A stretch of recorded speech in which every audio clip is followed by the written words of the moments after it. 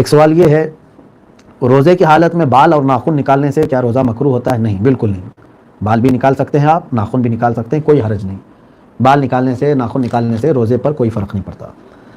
سوال یہ ہے، اگر بیماری کی وجہ سے روزہ چھوٹ جائے تو ان روزوں کی قضا رکھنی ہے یا فدیہ دینے سے ادا ہو جائے گا؟ دو چیزیں ہیں، بیماری کس طرح کی ہے؟ ایک ہے بوڑھا شخص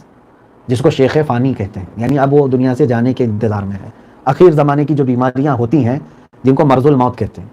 یعنی اب صحیح ہونے کا اندیشہ کم ہے، ان لوگوں کے لیے یہ ہے کہ وہ روزہ نہیں رکھے تو ان کو فدیہ دینا ہوگا، یعنی ایک روزے کے بدلے ایک مسکین کو 2 وقت کا کھانا یا 2 مسکینوں کو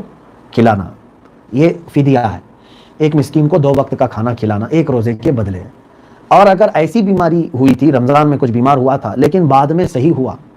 تو پھر اب وہ فدیہ نہیں دے گا بلکہ اپنے روزے کی قضا ہی کرے گا، اس کے لیے فدیہ نہیں ہے، صرف وہ بیمار جس کو اب موت کا اندیشہ ہو گیا، یا تو پھر ایسا کرے وہ کہ اب اس کو مسکین کو فدیہ دینے کی تک طاقت نہیں ہے تو اپنے بچوں کو وصیت کر کے جائے کہ اگر میں اس بیماری کے بعد مر گیا تو میرے اتنے روزے باقی ہیں، میرے مال میں سے اتنے روزوں کا تم فدیہ ادا کر دو، تو بھی انشاءاللہ العزیز اس کے اوپر سے یہ روزوں کا گناہ ہٹ جائے گا۔